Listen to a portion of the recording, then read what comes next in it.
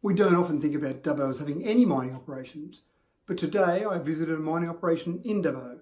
Alkane at Toongai is often thought of as the first mining operation we'll see in Dubbo, but Dubbo Sand Mines has been operating for a number of years out of Rawsonville. So I went out there to visit the operators there, the owners of the mine out there, and it was great to have a talk to them about their business journey, see how they got to where they are now. It's a great local business. It extracts about 70 to 80,000 tonnes of sand each year.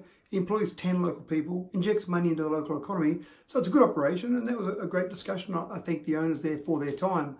I then went out to Burraway, and as often happens, I organise a meeting with a farmer, and they invite a few of their friends over, a few of their fellow farmers. They put on a bit of a luncheon or a morning tea, and we sat down for about a 3-hour discussion around a whole range of things.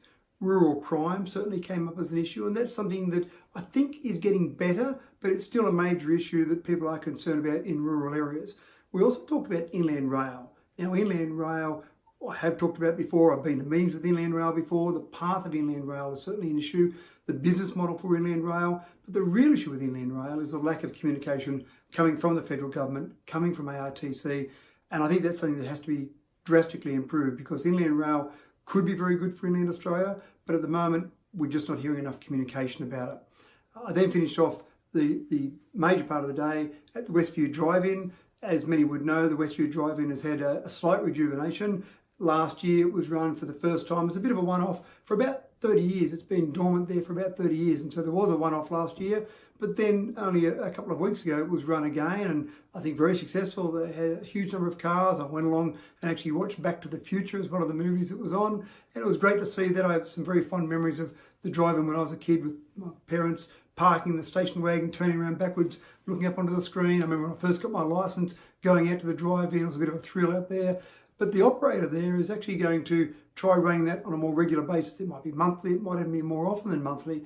But I think it's a good example of someone saying, I think we can do something for Dubbo. I think we can add to our tourism offering. I think we can keep people in Dubbo longer. So I think they're going to have a go, and I really encourage everyone to back them as much as they possibly can. I certainly will be, because I think it will be great. The next weekend of Friday, Saturday, Sunday nights will be on the 16th, 17th and 18th of November. So I encourage people to go along. I then finished off my day with a quick visit to the pub and talked to a few people around the pub just to get a bit of a feel of what people are thinking. It's great to just walk into the pub and talk to strangers on Friday nights, having some drinks after work, and get a bit of a feel of what's important to people around there. Tomorrow I'm off to the marshes, Macquarie Marshes. There's an environmental flow that's occurred recently, so it'll be great to see the marshes in full flood. I've got a plane organised to take me for a quick trip around the marshes and have a look at that from obviously an aerial perspective, and look at them at the ground level. And it'll be interesting to hear some of the thoughts of people around that area. This has been Matthew Dickerson, your independent voice.